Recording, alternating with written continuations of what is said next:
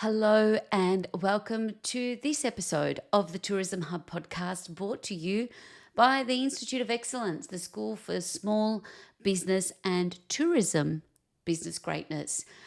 This week is a little bit different. I went out on the road and I experienced a regional tourism experience like no other. The first time for me on a bike tour, more specifically an electric bike tour with green pedal cycles based in Echuca.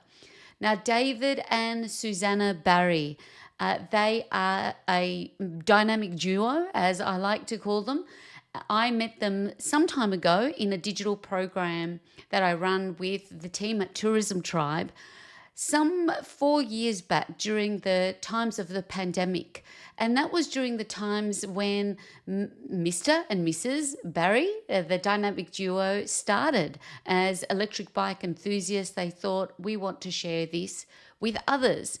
And so the journey went, and fast forward this year, I had the good fortune to meet David and Susanna in real life, delivering a quality tourism business program in the wonderful Shire of Campaspe.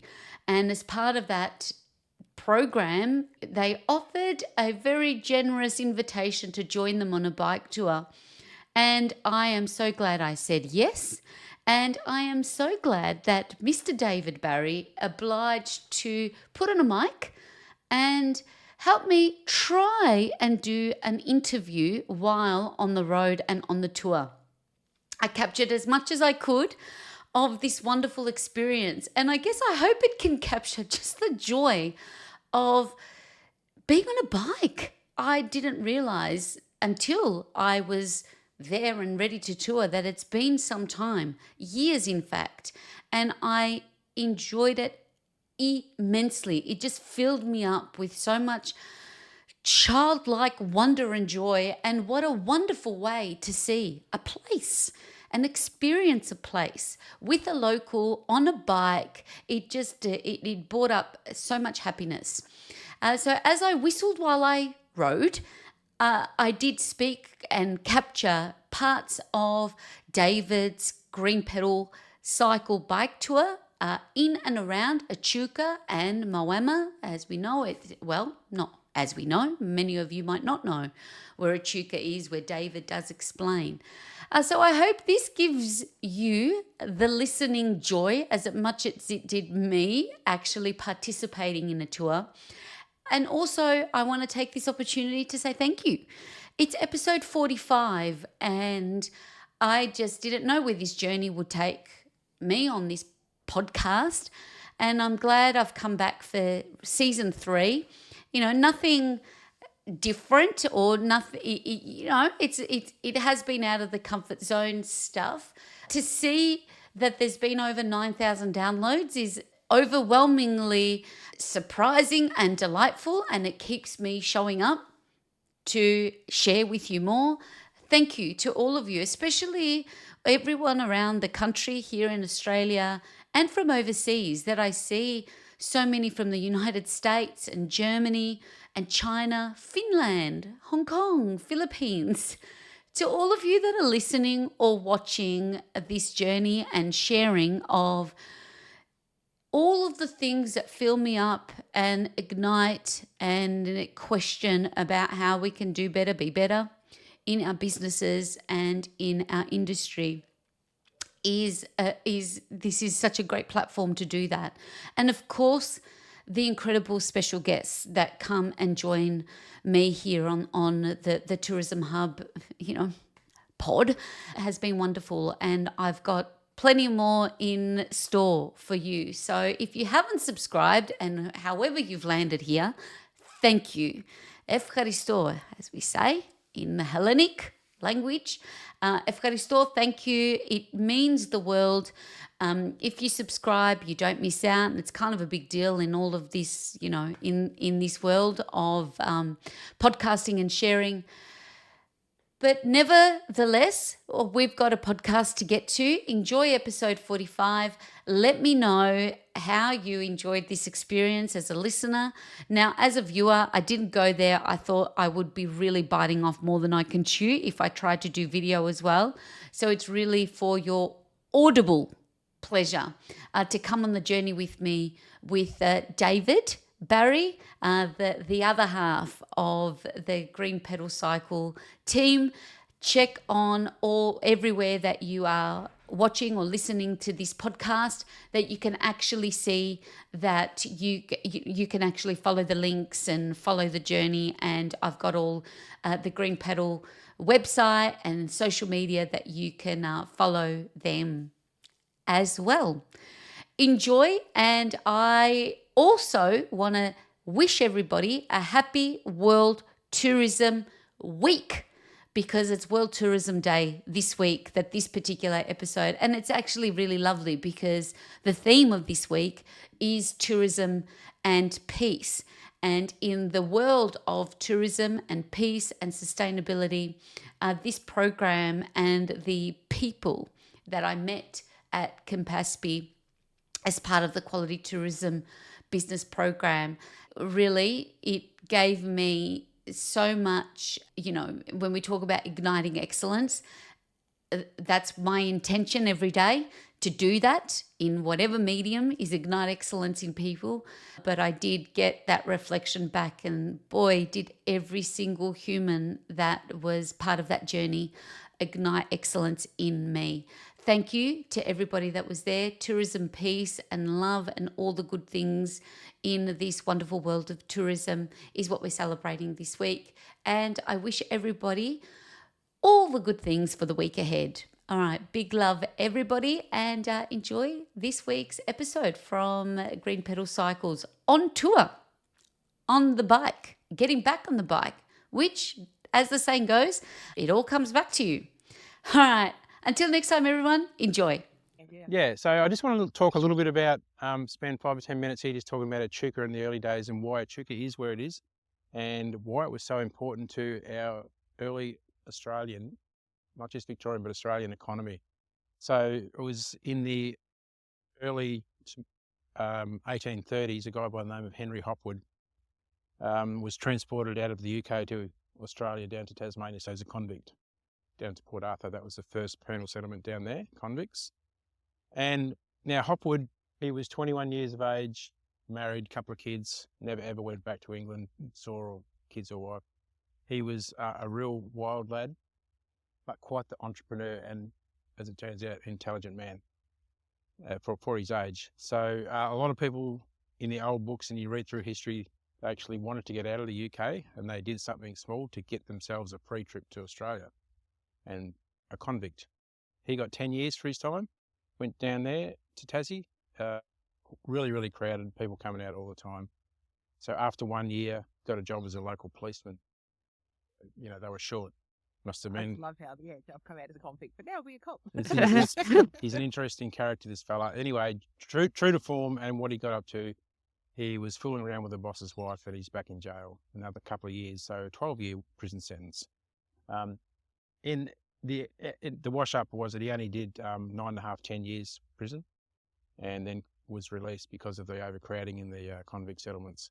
So while he was there, he was reading a lot about southern parts of Australia. He was down in Tassie, so what was going on, the settlers were starting to come to the area, and they would settle on rivers because it's where you needed water. And they were growing sheep, and there was all this talk about wool and talk about the grain and talk about the timber, especially in this part of the world, Murray River red gums. And the wool was getting talked about all over the world, the UK, India, Asia, everywhere. And he thought to himself he wanted to share these commodities with the world. So he had huge dreams, this young fellow. And this area was surveyed in the 1830s. And where we stand today, the Murray River is the closest to the Port of Melbourne. The Murray River comes down south, the closest to the Port of Melbourne. And that's the only reason Echuca is established where it is today, is its proximity to Melbourne. Because he planned on using river systems to gather all the goods to being a canal boat man from the UK. He knew river boats, gather all the commodities to one spot and then transport to Melbourne, because that was his ticket to the world. Wow. And essentially that's what he did, but only with the wool. The grain, Weevil's got it, and, and the timber, well, it was mostly used before it left their shores because it was so good. But the wool, the Indians bought most of our wool back then, still buy a lot today, but Australia born on the back of a sheep. It started here in Echuca, as in export. So real money, real economy. Yeah. There was a gold rush going on in exactly the same era, only 100 kilometres south of here, but they never seem to mix. You never read of the gold rush people and the Chinese coming here to the river. I find that a little strange, but I guess 100 k's is a long way. If you're going to walk or ride a bike. Yeah. Yeah. So the river systems we have the Murray, the Lachlan, the Murrumbidgee and the Darling rivers. They're the main rivers, and then we have all the tributaries.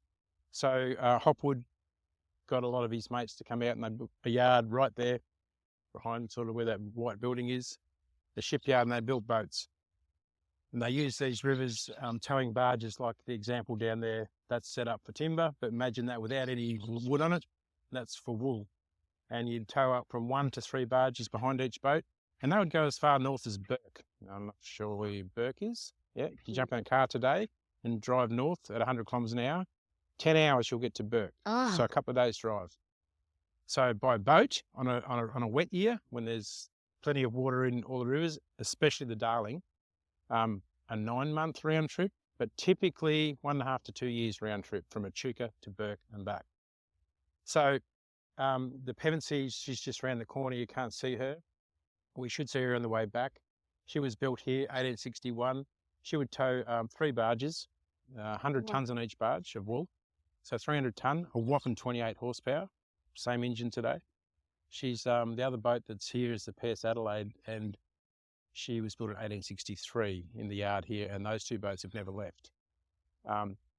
In the Discovery Centre, there's a whole timeline of all the boats that were built here.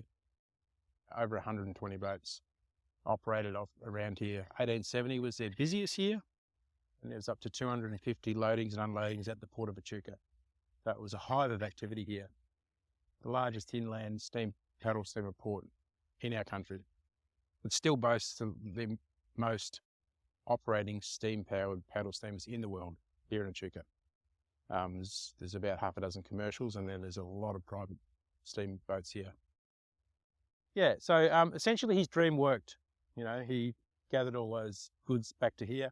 So he would take produce out to all the settlers and, take a preacher man with him and marry people and bury people. And when I say he, Hopwood, he started it, He generated the building of 28 hotels, pubs in the town as well. Had 2 more wives and more kids. Died at the age of 46. It says on his headstone that was died by misadventure. Typhoid. Other people say, he was just, someone wanted him gone. Oh. So he didn't live a long life at all, but very, very productive while he was Did a here. lot in 40, and 46. what he's done for for Echuca is now. And that's legacy, isn't it? Oh, yeah. Look at- This was called Hopwood's Crossing at the very start, not Echuca. Yeah, after Echuca this- means meeting of the waters in our Indigenous language.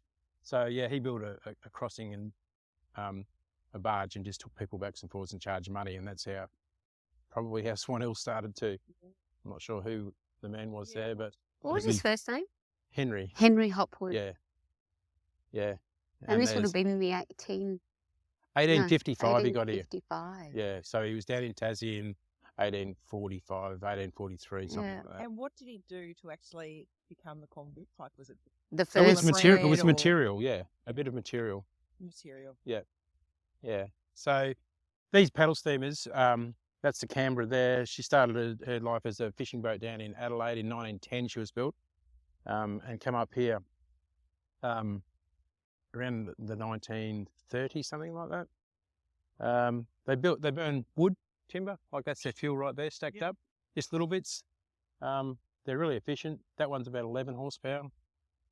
She depends how much load or weight you got on as to how much steam you need. So you just put another log on the fire, And if you're taking produce down the river to all these ports and settlers, you don't want to fill your boat with fuel. Yeah. So you're only taking up fuel for a day. So all the way down all these rivers that I talked about, there's really small communities of 3, 4, 5 families cutting timber and selling it to these riverboat guys. So really, really, really remote areas. I mean, you just think between here and Swan Hill or whatever, you know, there's roads, there's places of the river you can't get to. Yeah. So there'd be someone there, and they travel around, 50, 60 miles a day, nautical river miles a day. So there'd be someone selling fuel. Today, if you go down there, you'll still find, especially south of between Kahuna and Swan Hill, I remember. I went down to Adelaide on a houseboat years ago. A big trip, just on and off. We got all the way there, but saw thousands of tons of wood still today stacked up on the bank.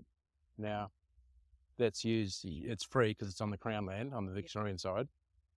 You can go in there, and people go in there with their kilns and make charcoal and charcoal chicken shops. Around Australia, you've seen the charcoal chicken. Yeah. That's where it comes from. It's Murray River red gum, burns to nothing. It's brilliant stuff, really, really good wood, hard as a rock. So yeah, a couple 100 years old, 180 years old, still being used today. Did you say Kahuna? Like there's a town called Kahuna?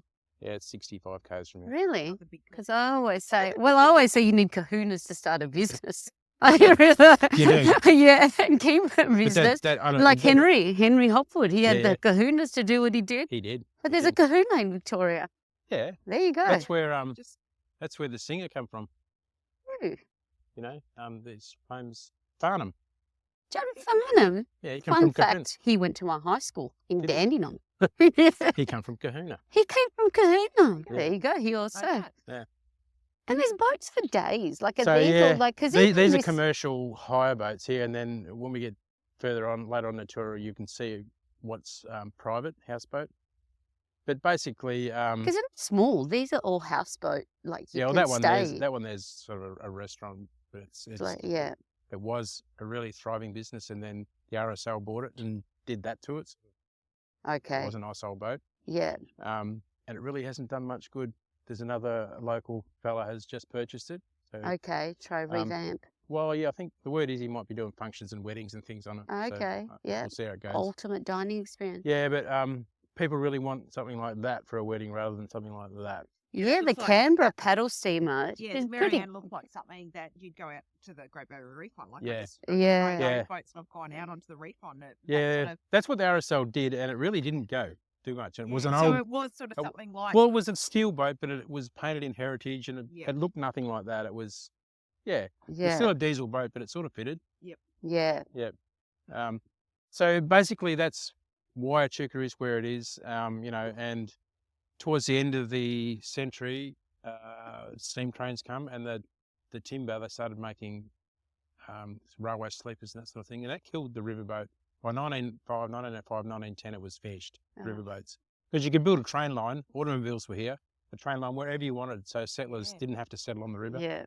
You could be in productive land. Yeah. So then we had a couple of wars, depression between them, and tourism started here in Echuca in 1963, 65, something like that. Today it's our fourth biggest industry. It was definitely third, Yeah. and pushing, up this, but COVID and floods. But we'll get back there for sure. Yeah. Our leading Yeah. industry is health and allied health, which is in most regional areas it is. Yeah. It's our biggest employer, and then it's dairy and fruit and tomatoes, sort of Yeah. processing food, and then the processing equipment around that. Echuca is massive internationally. We have workshops here that build that sort of stuff because of our the food bowl that we are, and then tourism. Tourism. Yeah, fourth. And it's changed a lot, Echuca, over the years. I've been Like there's here for 33 years. Definitely changed a lot. yeah. Yeah. And the offering from dining to the breweries that I see now, Yeah, like yeah. it's got to even where we went for breakfast this morning. Where'd you The go this morning? Sweet Meadow. Sweet Meadow, so cute. Yeah. Asia. Yeah. And you don't nice. feel that you don't find kind of that vegan, like in regional Victoria. She Like sells eggs though. she sells eggs, yes, She yes. does. But yeah, There you go. no, That's right. um, So the things on the trees here, you can see actually faint marks on the trees still. That's the watermark from the last flood. so flood 2022. level where we see there. Oh, you can see it on Yeah. the tree. 2022. 22? Yeah, That's where it got to. that's the That flood is level. ex- see, And you just the other ones that they were on the tree, and the tree's obviously grown, but they don't put them down. But Yeah. that's where it was. Wow. Anyway, Welcome to a very different episode of the Tourism Hub podcast. I'm your host, Despina Karatzias, and today we are doing something completely different. Recording this episode with an incredible tourism operator from regional Victoria in Echuca while we're on tour. So it's adventures of a bike girl today. David Barry, you'll hear him along the way, talking through the history and the experiences of Echuca and surrounds. And we're riding along, cruising along actually, morning. looking pretty cool on our electric bikes.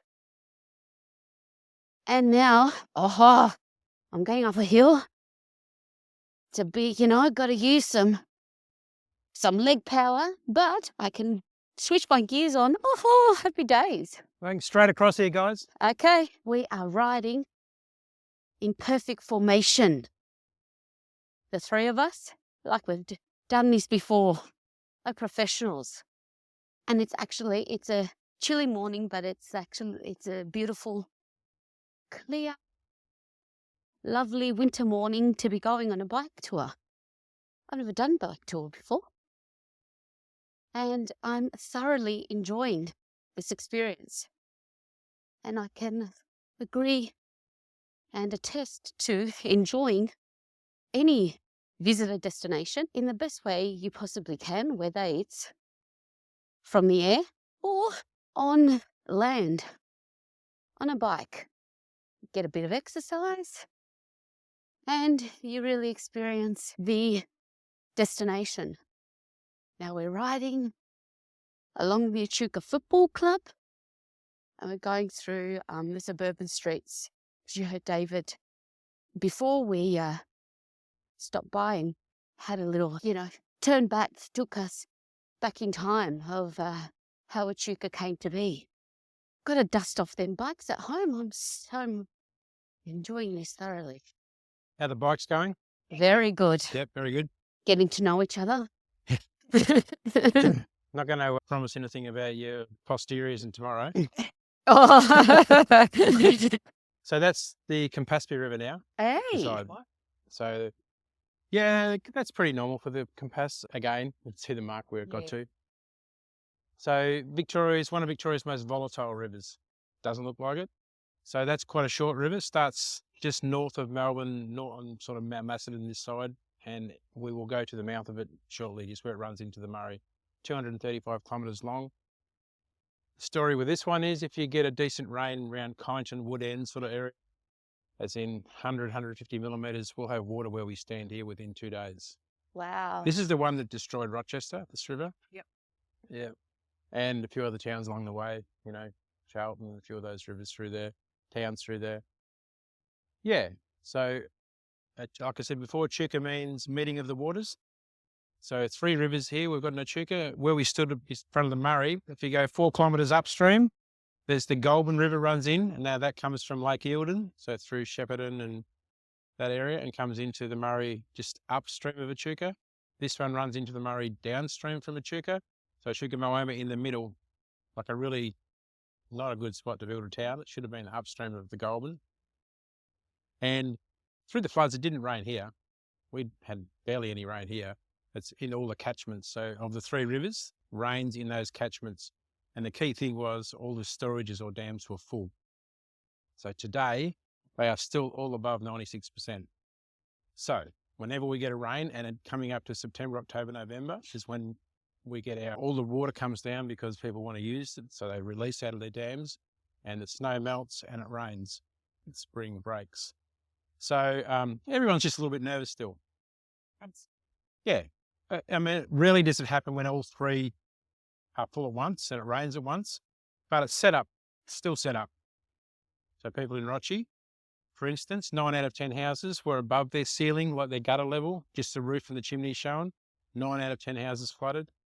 There's only about 45% back in their homes in Rochester.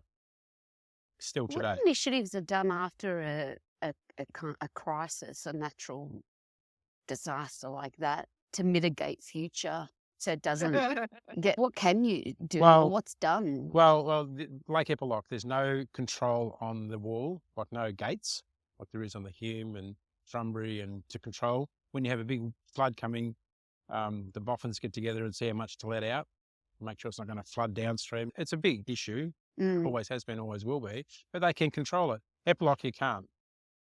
When it's full, it just comes over the top and uncontrollably floods everywhere. Yeah. And people have built towns and roads which act like levees, so it changes for the worse, so we've seen, Oh, in a flood. right. The flood in 56 didn't drown Rochester, and it was way bigger than this one. Wow. I remember hearing the similar sort of thing with Charlton, like they're on the Yeah. Echuca River. Yeah, And it's one of the, in Charlton, I think itself it's the fastest rising and fastest lowering river. Yeah. Like one day it can be this, and then the next day. it's a massive fall. Right. And I know some neighbouring towns, they used to think, oh, why would you build Charlton? What a stupid spot to build Yeah. it. But because they've changed so many directions of the waterways, Wow. that's what's made it worse. Whereas back in the day, they actually built the town in the right spot. yeah. But they've changed the water course. And they've added, you add 100 homes, that's all those roofs, it's all those concrete roads. It used to be grass that just used to soak it up, and now it catches it and it's got to run somewhere. Yeah. So we've made our own problems. Yes. So when you build an estate, you've got to, have on this flat country, we've got to have whatever rain can be rained and caught on a roof, you've got to have that in a lake or a flood relief somewhere in the estate. That's what they've done only just started in Campaspe. Yeah. Murray Shire and Moama have been doing it for 30 years. Okay. A little bit progressive over the river. Yeah. We're going to go through the scenic trail. So from here, it's a 5K loop around till we come back under the other side of this bridge. Through here, again, you'll see the marks on the trees faintly fading now where the floodwater was, but all the wildlife seemed to go up. There was a bit of a sandhill up there. They all gathered together. We had everything. It's funny, roos and wallabies and birds and possums all literally together. It was pretty cool. Wow. Yeah. Like, There's some drone footage of it some people got. You'll see little boxes in trees that have been built. We're trying to encourage the growth of sugar gliders, little possums. Yeah. It's working. You come in at night time and they're everywhere. So he's working.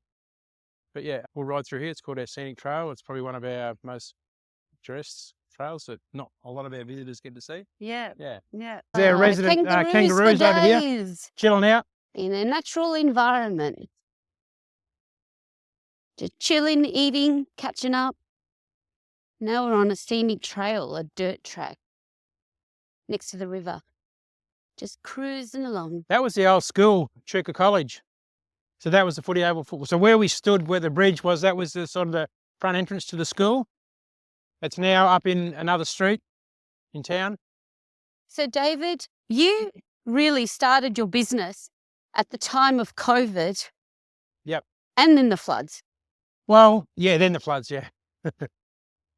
So, it wasn't ideal time to start. It was, like I said last night, it sort of suited us because it was brand new for both of us, really. Yes. Love talking to people and I love mechanical stuff. So, and then, as you know, Susanna did that training with you. That was all brand new for her, but Yes. she's a bit of a quick learner. She's a quick learner and she's just a star human Well, to have in any program that she's been in because she's so action focused. She takes it all in, she learns it, she asks questions, and you just see with what. Well, especially if you put it into practice and you can see that it works. Exactly. Yeah. Exactly. Yeah. So tell me the pivotal point of starting Green Petal. Yep. Take me to that moment. So you were in nursing? Yeah. Yep. I was in nursing and just decided to scale back nursing, but needed something else to take its place. And we'd recently bought ourselves a couple of e-bikes to take away when we go away and really enjoyed it. So we thought, why not bring that enjoyment into a business in town and hire out bikes to people? And then one of my sons said, why don't you become a tour guide, Dad? You're always, yep. So initially it was just a bike hire Yeah, service. bike hire and sales. Not a plan to. No. Yeah. But today it's, easily half of our business. Yeah. The guiding, yeah. People want the Well, you're experience. so good, yes. And what a great way to experience. I've never done this. I've never been on a Yeah. bike tour per se. Really?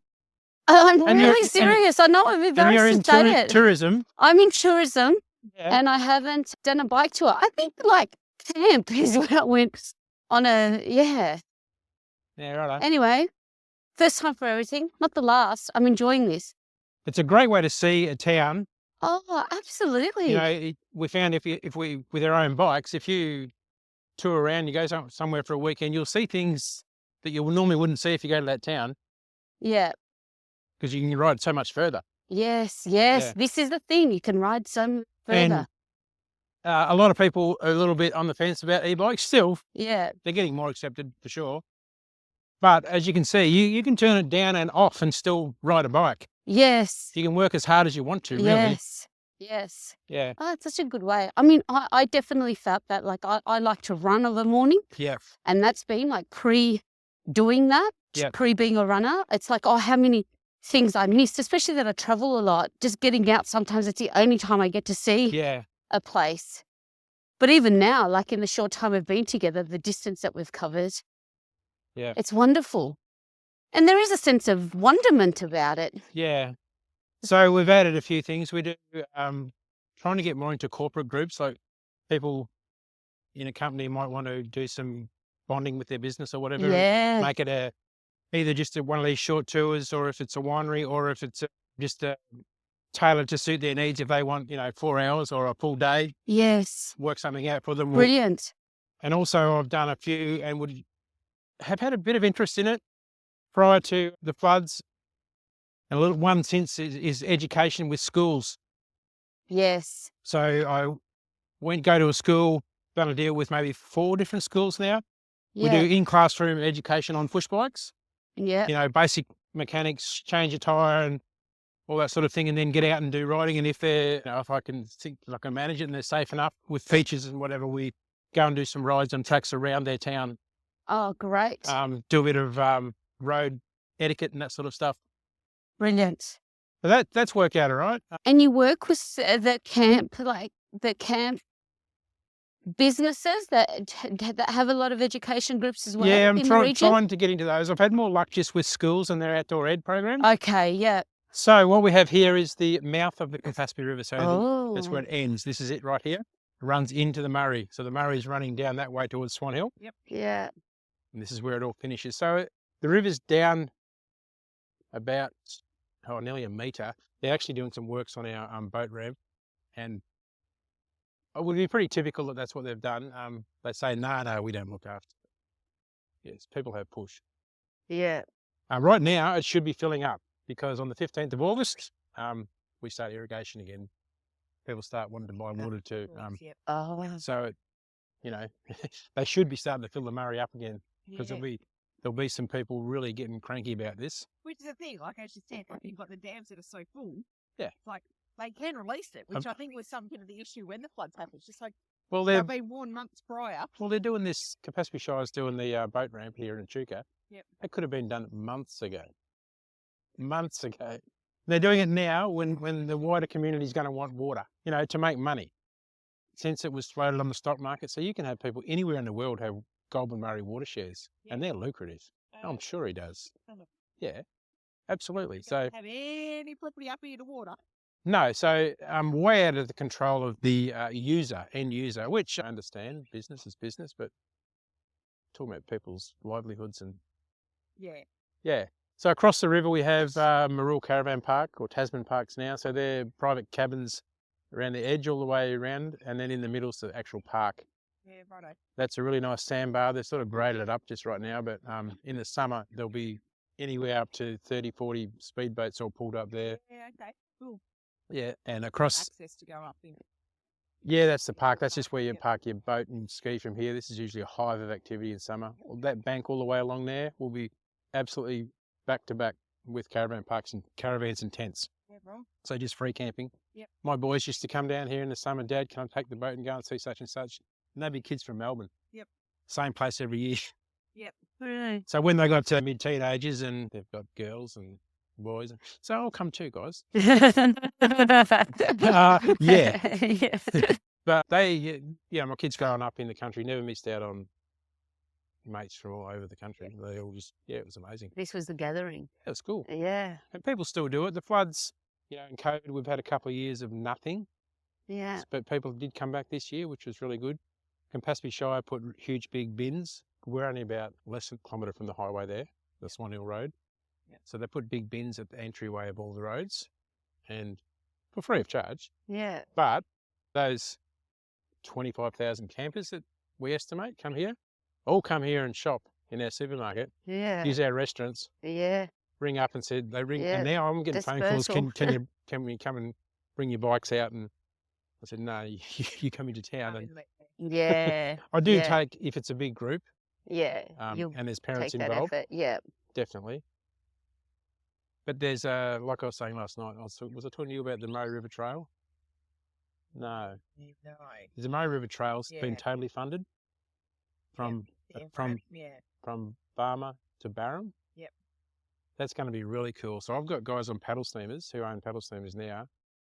We've been trying to get a tour where we do a paddle steamer, a winery and a bike ride, Yeah. like an experience of half a day. We'll take you for 4 or 5 hours and just look after you. Yeah. And you'll get a winery, you'll get a paddle steamer, and you'll get a guided tour. Beautiful. But Packaging 101. but trying to organise that. Yeah. It's the winery at Morrison's that's owned by board members Okay. at the moment. Yeah. So really hard Yes. to get all board members to.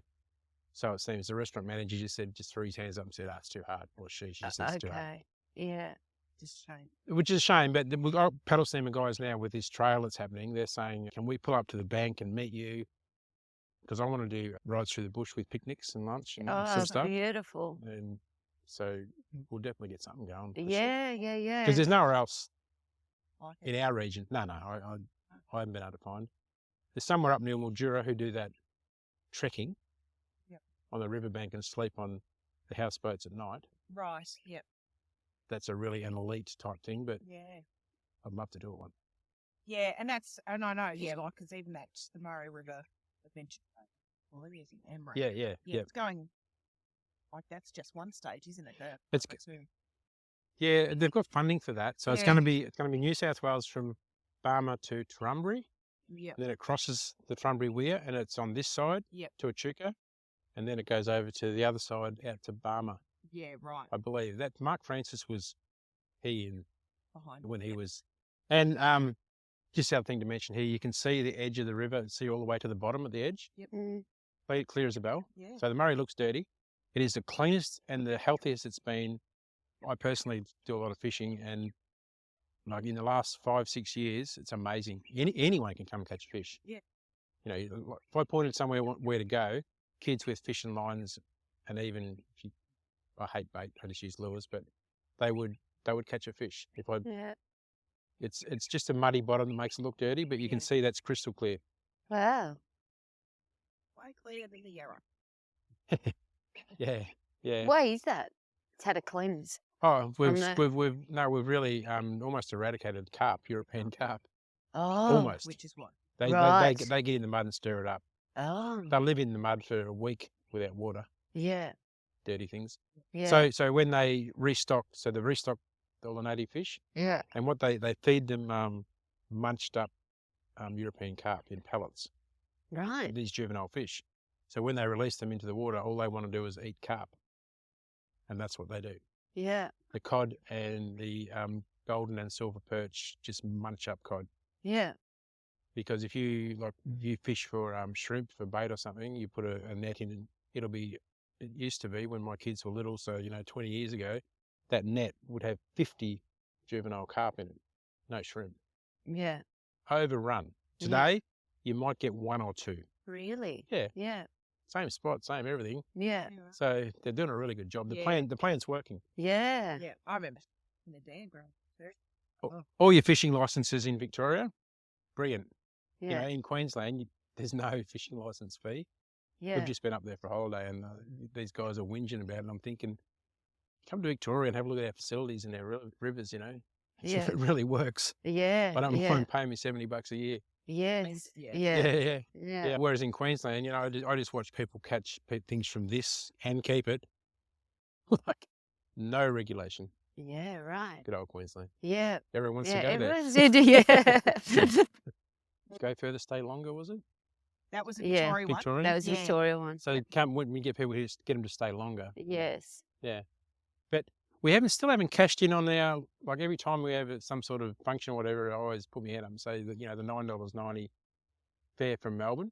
Yes. Well, we definitely train day trip from Melbourne. Yeah. Yeah, And you that guys still are. That- exists. Whereas for $10. yeah. $10. I couldn't believe it. I had to catch a train to Warrnambool That's if from you the go on the city. same day.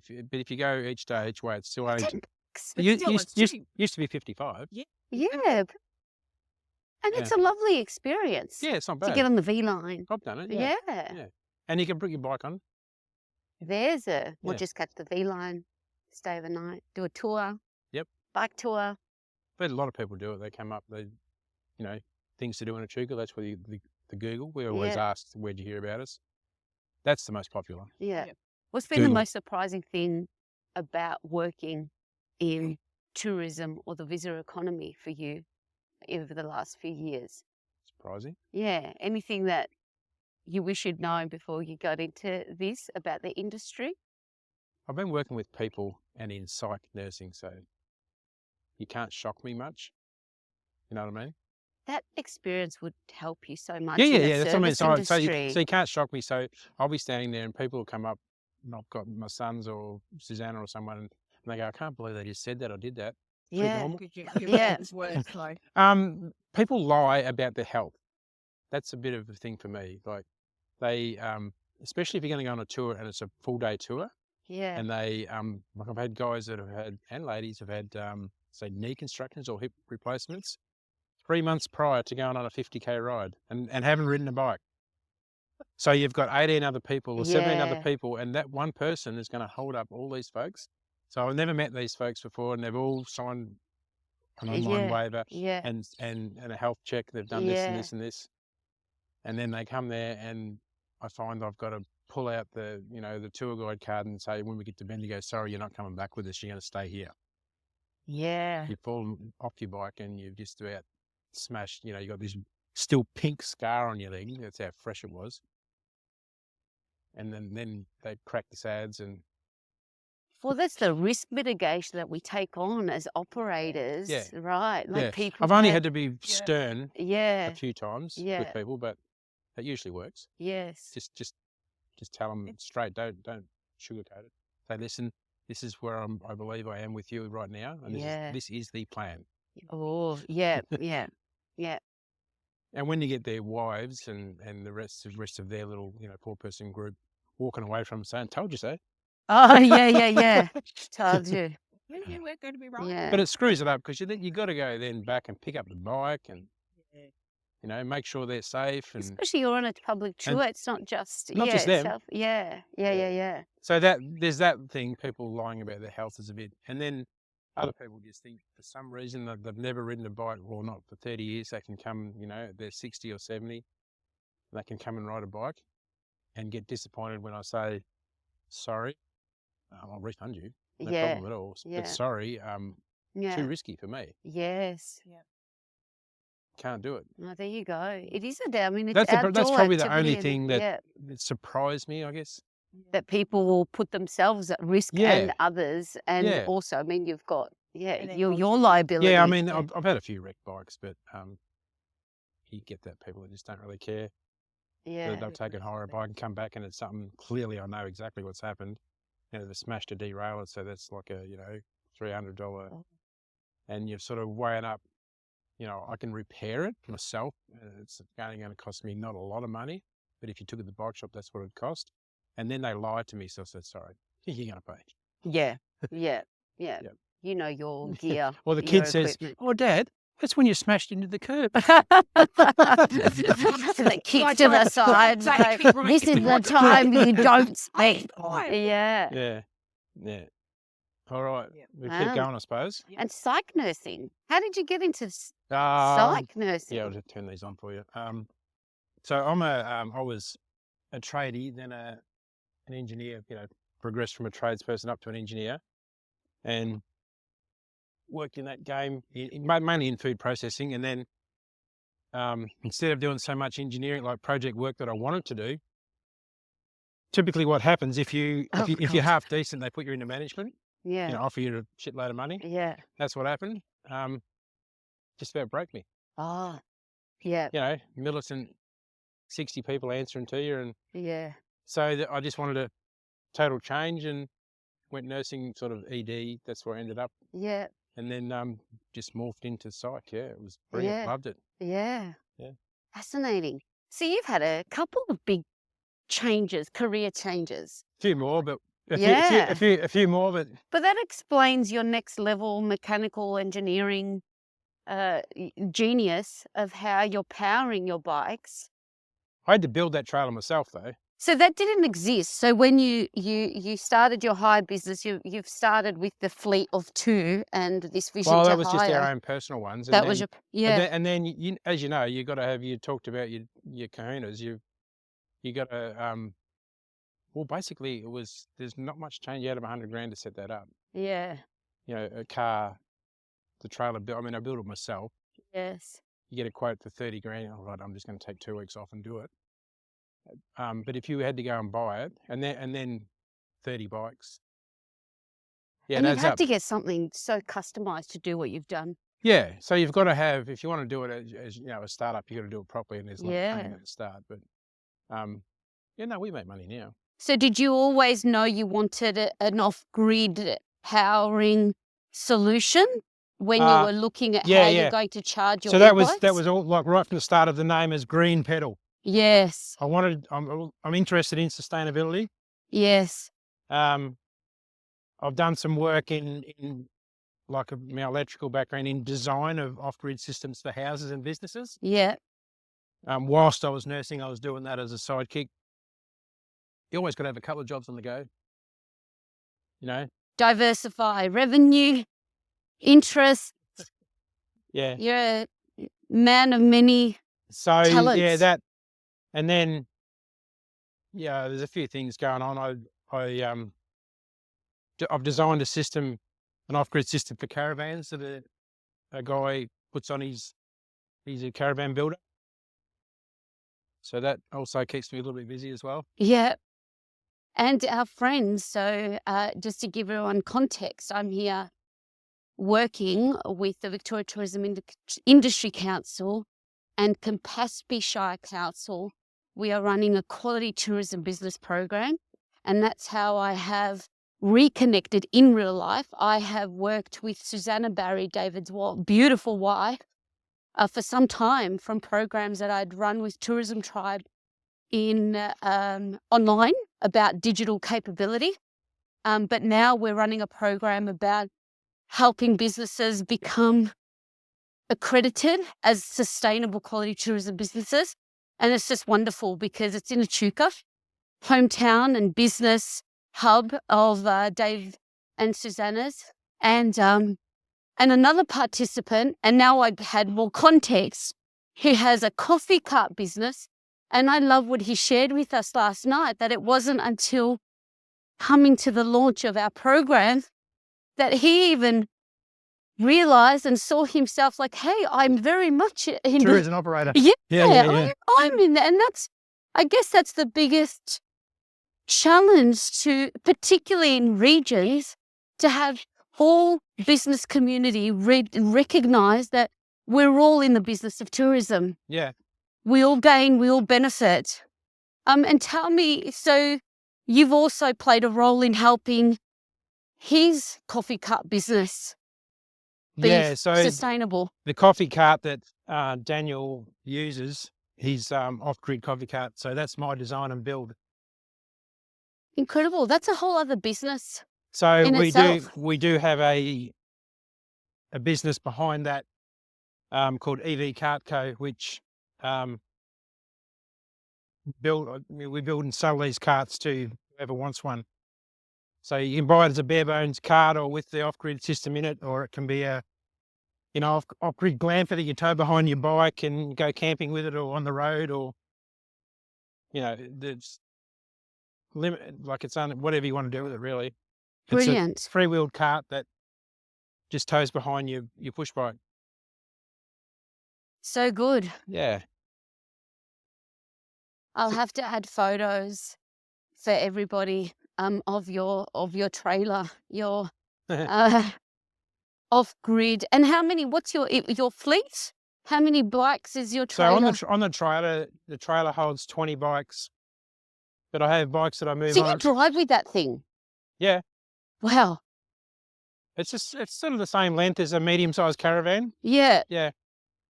You can take it wherever you want. So Yeah, corporate yeah. functions. I go to schools and Oh, that sort of of thing. course. You're Yeah, total mobile business. Yeah. Yeah. So Desi, where are you now with Tourism Tribe?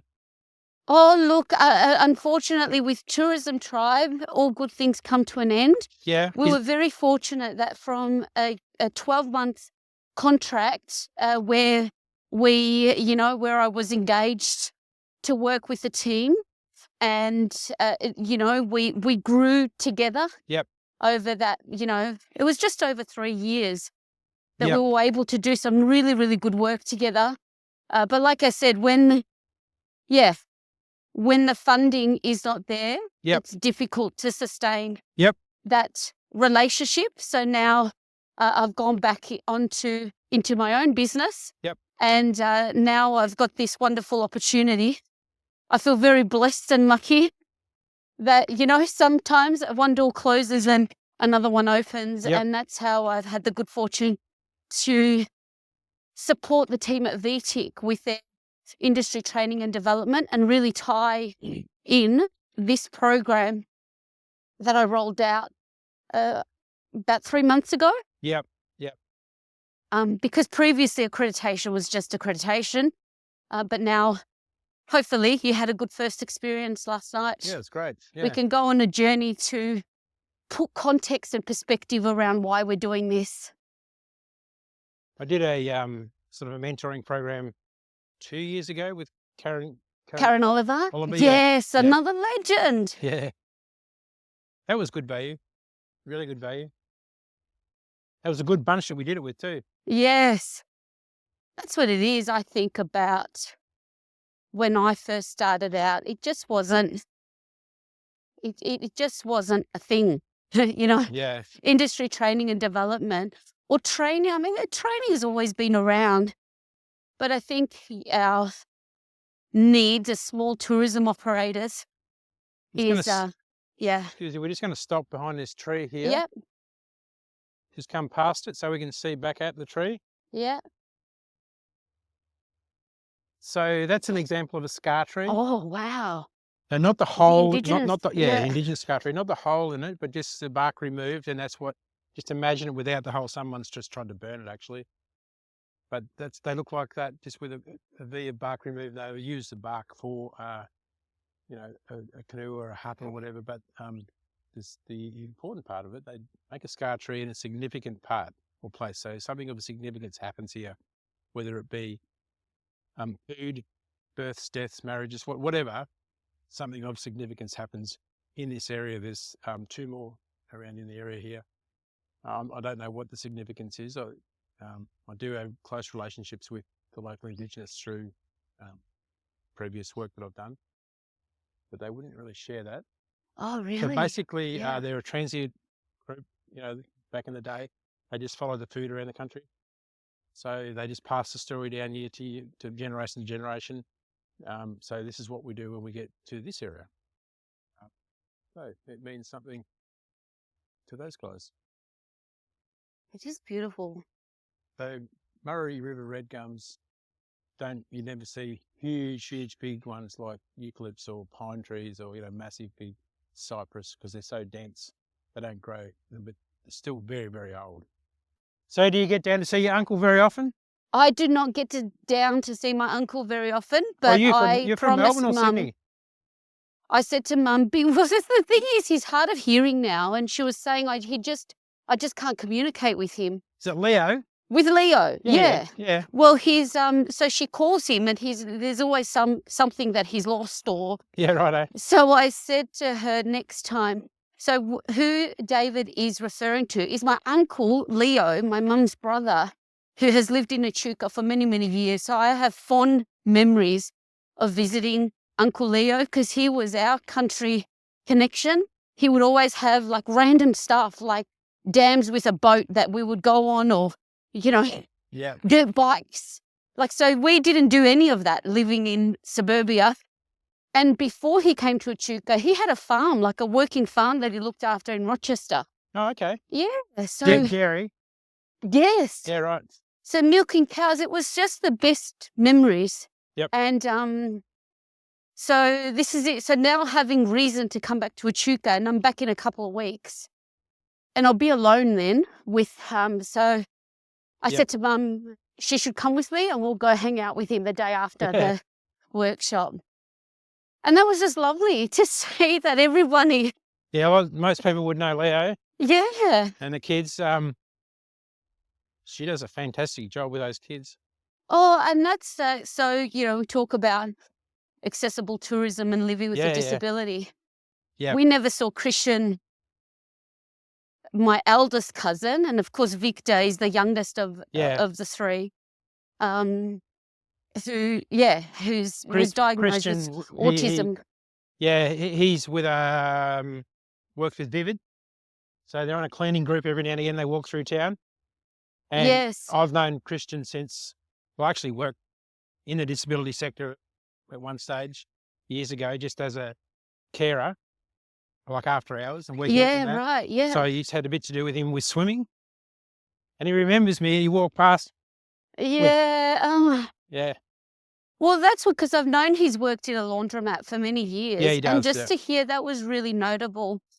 How many businesses really having, you know, an inclusive approach, like Veronica, who was sharing last night, which I thought was fantastic. So when Julian from Billabong, when he said, I used to manage the laundromat, I said, oh, you must know my family. Yeah. And as soon as I mentioned Christian, yeah. So I'm looking forward to seeing them, because Christian especially, I've seen Uncle Leo over the years when he comes to Melbourne. Well, Christian he'd have to be 30. He's in his 30s, yes. Because my oldest, Nick, is 31. Yes. Is he your now adopted Hellenic son? Is that your youngest? Patrick's the middle one. Patrick. So three boys. Three boys, yeah. So I've got two in town, one in Moama and one in Echuca. Yeah. Sam's over in EOS at the moment, actually. Oh, really? On holiday, yeah. Another fun fact. So when Dave's wife, Susanna, said, I'm going to Greece, I'm like, wow. And then she tells me my son's getting married over there to a Greek girl. Yeah. That must have been just the most exciting thing to experience. That was really cool. A Greek wedding. Yeah, it was good. On a Greek island like EOS. Yep.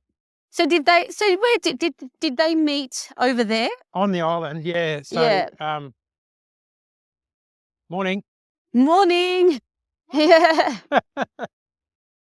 Yeah, so Patrick, he sort of has worked his way around the world as in hospo, barista, whatever, you know.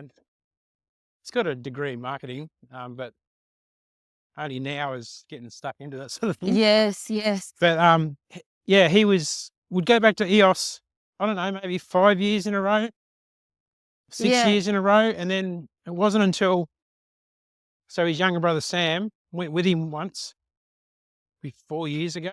Yeah. And they get off the boat and this girl literally jumped into Patrick's arm. Yeah. And Sam's going, who is this? What don't I know about this one? And I'd noticed that there was there's always girls in Pat's life, no one else going on. Yeah. So clearly something's been going on. But yeah. And the rest is history. Yeah, she grew up in Athens, just near Piraeus, to the port there. Amazing. So you were saying earlier, which I thought was a really interesting point, I think, entrepreneurism in our industry or starting a new business. Yep. It's when you're a service provider with no gear and equipment, in the work that I do, for example. Yeah. But in a tour operation, particularly when you're dealing with an outdoor activity, you do need a bit of capital. You do. Behind you. You were saying, it's not something or you would have an empathy for someone younger at a different stage of life? It would be really, really tough. Tough. You would definitely need to have, somewhere where you could be working part-time or shift work at another job just to get yourself started. Yeah. Any startup's tough and hard to get going, but we're lucky in Echuca. At this point, I don't have any opposition in doing what we're doing. Yeah. That's a question I get all the time when I can't offer something to someone. We've got the calendar booked out because we're Yeah. away or something. Yes. Oh, who else hires bikes? Well, no one. Oh, I'm sure it's going to happen soon. yes, yes. And when it does, I'll just have to be on the job and Yeah. collaborate with them. Yeah, yeah, yeah. Oh, look, it's good for everyone. If Yeah. that does happen, it means, it's a credit to you. And it's good to be the first one. We'll just go this way. This is How are we going for time, quintessential Desi? remote working and an office with a view. How are we going for time? I'm scared to look at my watch. Saki, I Sorry, have to stop. it's 10:30. 10:30. 10:30. So, Okay, yeah, we so better for- head back. so from here, normally I would go up and over the bridge. Oh, okay. So I can Otherwise, if we head back and don't do that, It's we've still got. 5 minutes. Oh, okay. But I can condense it, and we can just do that right if you just want to keep riding. So it really is a nice view. I can do that in 15. Oh, let's do it. Yeah. We're here. Yeah. All right. When in Echuca, live it up and go over the bridge. So that's the works they're doing on Yeah. their boat ramp.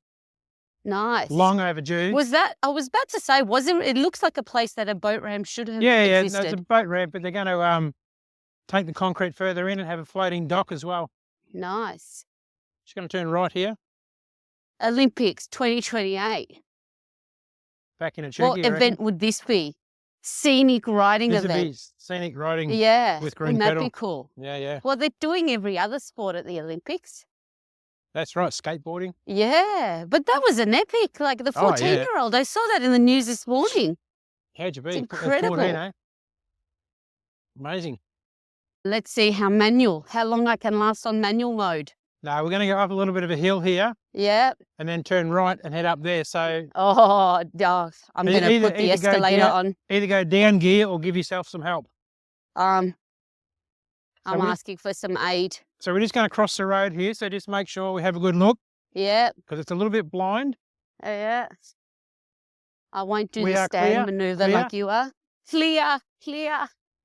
Look at our communication. And turning right. Yeah. Oh, look at that. E-biking.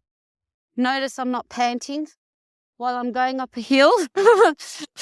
This would not make good audio if I didn't have my friend here. And what a stunning day to do this. Oh, how delightful is this?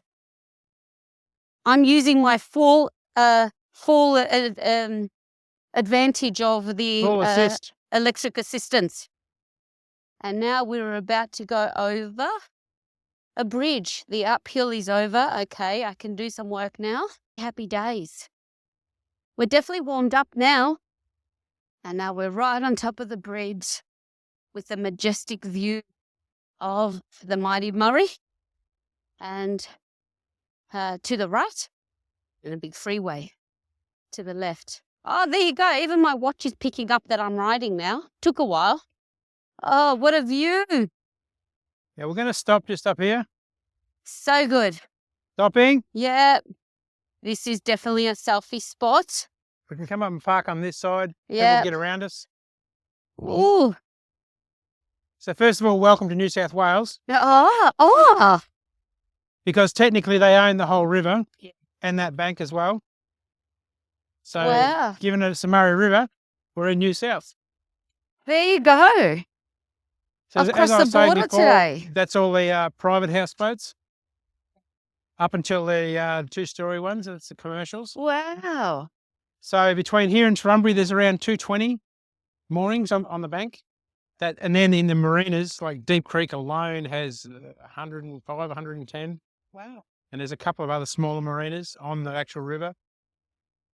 So a big industry and totally all self-contained houseboats now. You can't release anything I built one that's just down there back about 28 years ago when we first come to town. Wow.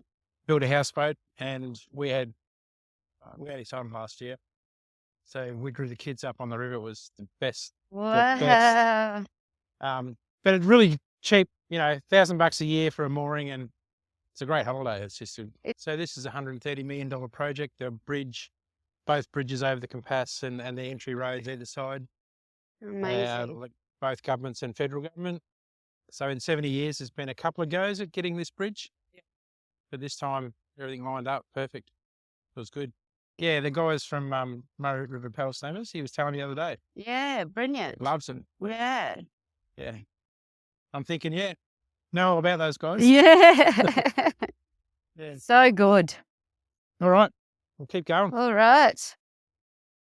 What I'm learning on this experience with David and the business that he's built with Susanna is a business that started with a personal interest in getting out and enjoying the outdoors on their own personal e-bikes. And that is just such a key element to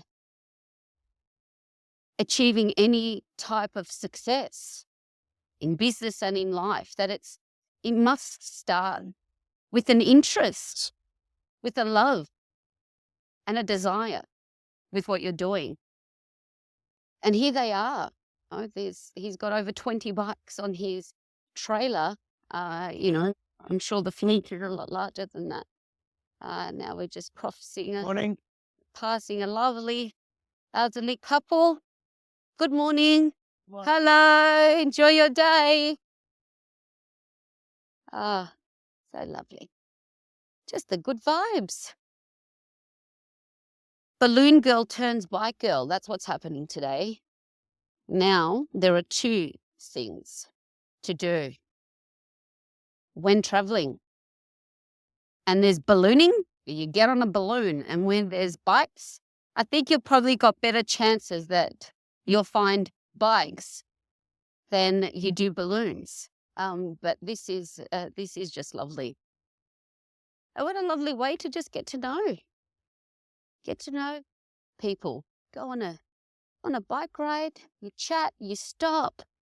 Yeah, come pretty late to the party, my mid-40s, to discover that a bike ride is just as, if not more, enjoyable. And I can't wipe the smile off my face.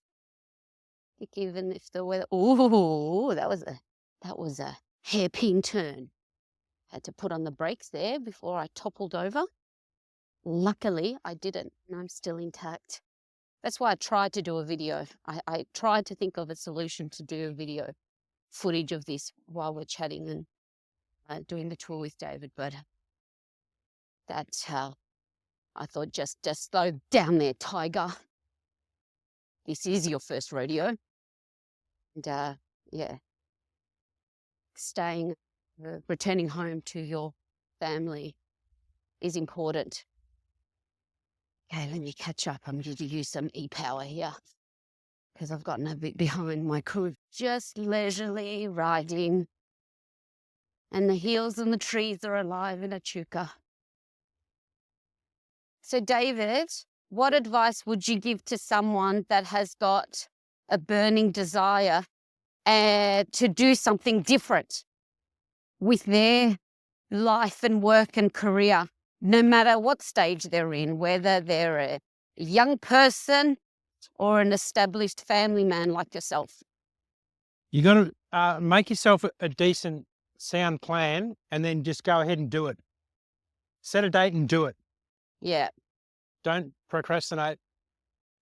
So, Desi, you were talking about being ambassadors for your, we've got to do it. So I don't care if people are. They even called you Davey. Yeah. Like this. we had a chat. I thought, like, oh, mate. But I'm looking at it. When did I see you? Yeah, man, look at that. What do they say? You come as a visitor, you leave as a mate, as a friend. Yeah. Well, they'd read Google, they'd read Susanna's blog, 30 things to do while you're in Echuca and Moama. Oh, love. Yeah. So yeah, you just got to make a sound plan Yes. so you don't disappoint yourself too much. And that will, when you're doing that plan, that'll determine really on paper how far you want to go, what, you know, and then set a date and do it. Just, you can't procrastinate and wait for things to happen. You can't wait for interest rates to go down. You can't wait for this to happen, whatever. You got to do it because you may not get that opportunity again. And once you've done it or doing it, you'll realize how to adjust and navigate through whatever you've started. Yep. Solid. I mean, if you're going to do a startup and do something different, then you've obviously got the creation, the guts to even think about it. Yes. It's the thoughts in your head. So those who don't have those thoughts are never going to do it anyway. Yes. That's my philosophy. And in life. working with your partner, how has that experience been? Because I'd imagine this is the first time you've actually worked together. Yeah, so no problem. She still has her other job, which she won't slow down. Turn left, right here, sorry. Dynamite. Right. So, good point, because when I've done a day's work, she wants to talk about green petal and the whole SEO stuff after when I want to relax. Yeah. So we have a deal. Yep. It's a couple of hours, not every night of the week. Yep. And then there's always, you know, at least 3 out of the 7 nights or whatever that is absolutely no green petal, no nothing. Yes. Yes. It's with family or friends or whatever. Yeah. Yep. Yeah. And it But works. that's good learnings along the way to set some boundaries so you keep Oh, yourselves green. If you don't, Yeah. like just doing accounting and getting set up for your BAS and all that, Yes. and I've got headphones on listening to something and I'm getting these questions. Really? This is not the deal? We're aiming for this footpath here. To the left, to the left. So we're going to visit Horseshoe Lagoon quickly. Okay. Horseshoe Lagoon. That is, yeah. Here we come. I had a big ice skating rink over there. Oh, wow. Yep, and the lights in here. So I used between 30 and 40 minutes to do a loop, looking at the lights, and I did 3 sessions per night and around 150 per session. When was this? Was this recently? End of June and all of July. Oh, there you go.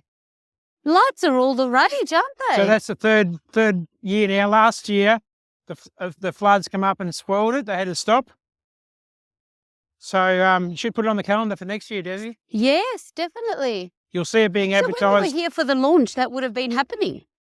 Possibly. Possibly, yeah. A couple of weeks ago. How did we miss that? Well, yeah, I'll have to put it on the radar for next year. So this is a lagoon that gets refreshed with water whenever the flood river comes up. Yeah. Typically 3 to 4 times a year. So lots of water life in here. Turtles, fish, ducks, Wow. everything. This is living. I love this so much. It's hard to believe that this didn't exist as an experience here with so many great trails pre-COVID. Yeah. You did a really good thing, David. Yep. So did you do it? Was there any bike experiences on EOS in Greece? Yeah. Yeah. Yeah, we did a bike tour with a guy, George. He was really, really hooked into the whole ecotourism, and he's got a lot of history. We're going to go underneath the bridge here. Yeah. It was very hilly. We went Yeah. to a cheese factory with goat's milk, Yeah. and they make their own wine. It was a really good ride, actually. And e-bike we'll as just well? stop here for a minute. Yeah, definitely e-bike. It was about I think just under 40 Ks for the day, and we made a day of it because of quite steep hills. Yeah. But I would recommend if anyone goes to EOS, it's not just about the party. So we did some sailing as well. Oh, I love yeah. sailing, and that bike tour. She's only did it 3 times, I reckon. Just me Wow. and her and Tracy, her sister, and then with the kids 2 other occasions. Yeah. She patronised old George. It's good. How really good. beautiful. So briefly, just want to talk about Moama here if we've got time. Yeah. So Moama, again, Moama was discovered 7 years prior to Echuca, and it was called Maiden's Crossing, so James Maiden.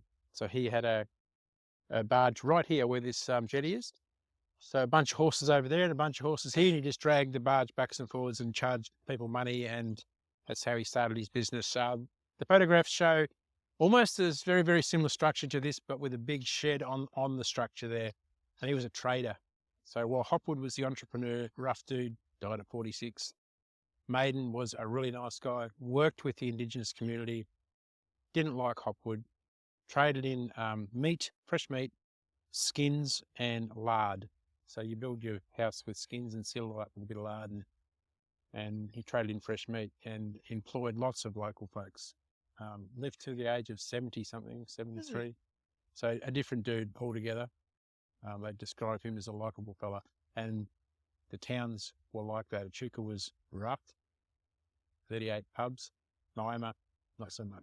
Nice town. Mm-hmm. Moama means place of the dead or death. Oh, So that's where you come to get buried, maybe. yeah, yeah. Still has a really strong Indigenous community today. There's a village for Indigenous youth out of jail or juvie that look after about 60 youth between 12 and 18 out there. 3 elder ladies, the bosses out there, look after it. They get a fraction of the cost of funding, even though it's New South Wales, to what Victorians get. Yep.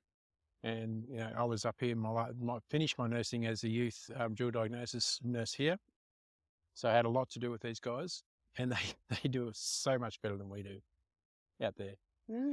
I used to take bunches of dudes out there on buses just to visit and, see what it's like. Moama has always been the much smaller town, but today there's plans. It's got around 15,000. Echuca's about 17,000. There's plans now for Echuca and Yallara coming in from Melbourne side for another 15,000 people. They're just developing the land there, so almost double the town. And Moama's got plans for almost the same. So it's going to be like a regional city before we know it. It'll be great as long as infrastructure grows with it. It will be great because, it's going to take less and less time to get to Melbourne because the roads are going to be better and bigger. So we'll have more visitors here for sure. But right now, we get a big weekend. We've just had the Winter Blues and you get the Southern 80. There's almost 2 functions every month, except for August. And the town struggles big time with our infrastructure. Yeah. The new bridges made a difference, but on Southern 80 weekend, if you're out at, say, Three Black Sheep in Pericooda Road, like mowing for breakfast, it could take you 3 hours to get back to Echuca. If you're in a car, we ride our bikes everywhere, but because of our roads. Yeah. How does that impact the regional events for your as a tour operator? I don't even really go down on that weekend because it's not our crowd. Oh, really? So typically, so it doesn't. They're petrol heads, and they drink lots and lots of alcohol and right. different demographic. Whereas Winter Blues, those folks are, 30s through to 80. Yeah. And they'll definitely want a bike ride in the middle of the day. Yeah. Break up the wine and Yeah. Definitely. And the Murray River Riverboats Music Festival. Yes. That's a big weekend for us too. Yes. So it depends on the demographic. They're trying to make it family friendly, the whole race thing. But honestly, I don't even know whether it'll happen again. Well, there was a person killed this year. Really? One in Rockville as well, yeah. So there's been they've put a ban on it at the moment. So is that an intoxication alcohol induced? No, races. No, races. Actual races. Boat races. You tow 2 skiers.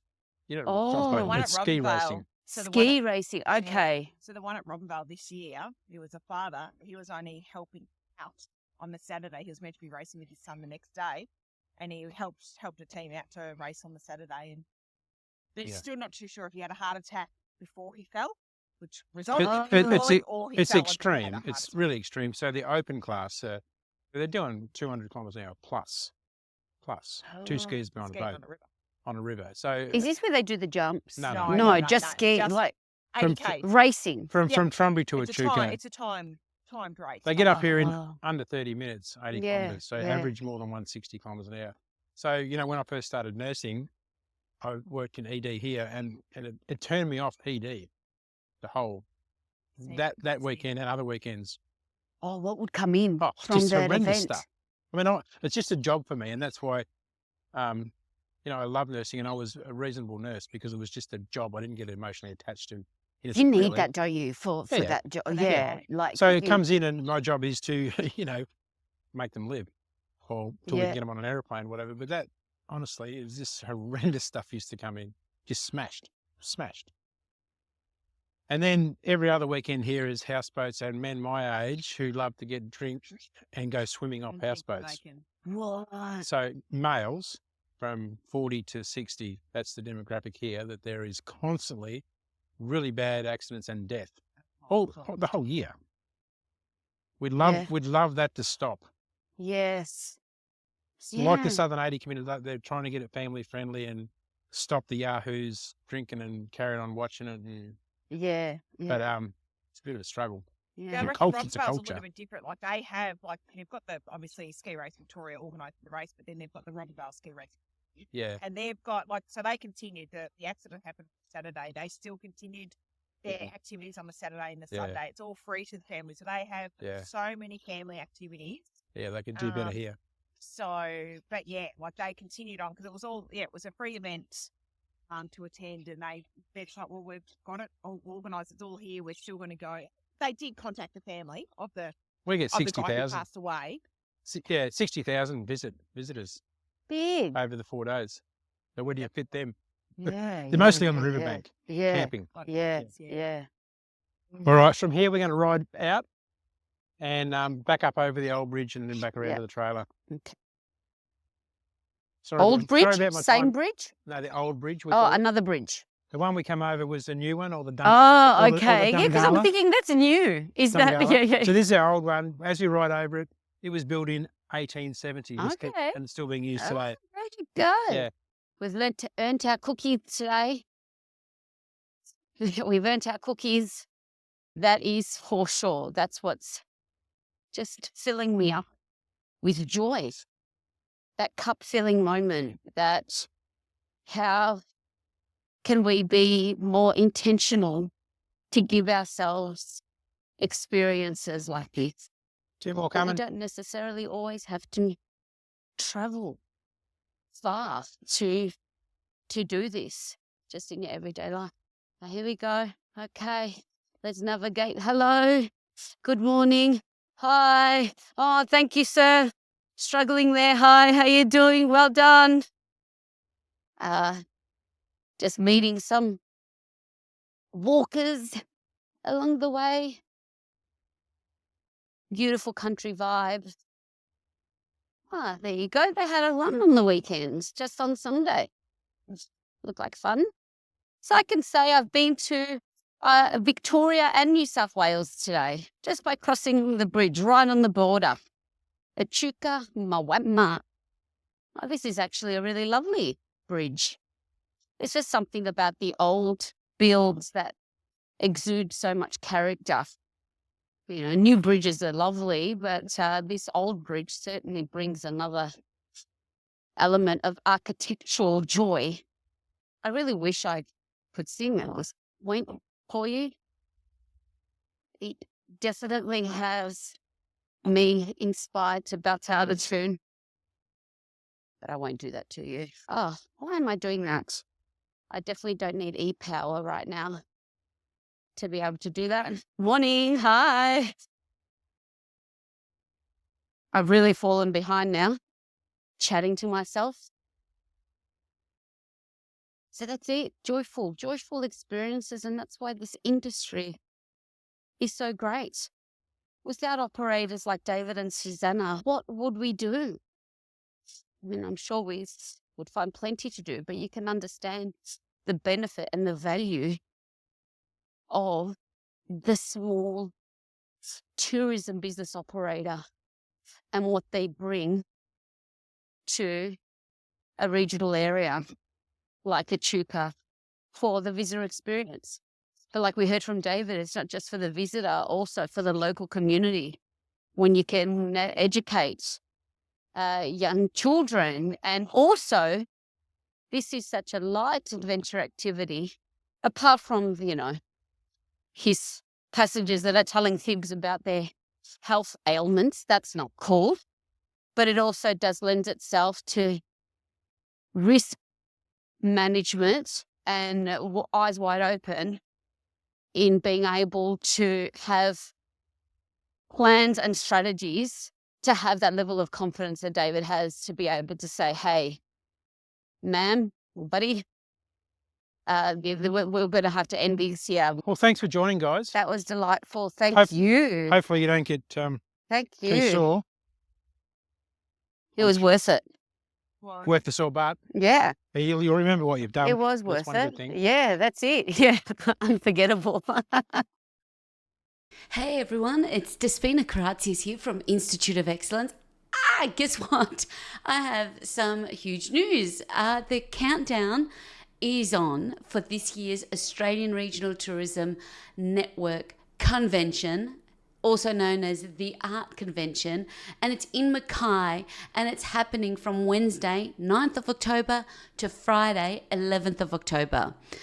Now, I'm thrilled to announce that I'll be back on the team as your go-to person for all things social media, content gathering and sharing from this really incredible regional Australian event. And it's your chance to get up close with Australia's top regional tourism leaders, and I want you to join me. So you heard right, I've got a full convention registration valued at $1,500 to give away. All you need to do is get yourself to Mackay, your flights, your accommodation, I'll take care of the rest. The registration, the coffee, the meals, and of course we'll have plenty of time for brainstorming and creating future ideas and some social media magic together. So imagine this. Coffee catch-ups, exclusive access to all the sessions, and hanging out with yours truly, and not to mention some seriously fun content creation moments. So, how you can grab this golden ticket? It's super simple. All I would love for you to do is send me a short video introducing yourself and telling me these 3 things. Tell me, have you been to this convention before, and what you love most about Australia's regional tourism industry? Why should you be chosen to join me and the incredible leaders of the Australian Regional Tourism Network at the convention in Mackay? And most importantly, how will this opportunity benefit you and your region and your business and your organisation? So hurry, submissions are due by midnight this week on World Tourism Day. Of course, that's this Friday, 27th of September. How do you get them to me? You can DM me wherever you've seen this video or send it straight to hello@instituteofexcellence.com. I'm looking for someone that brings the energy, that's got drive and ready to dive in to the world of regional tourism over these 3 days of the convention and help make it the best art convention yet. Can't wait to see your videos and meet you in Mackay.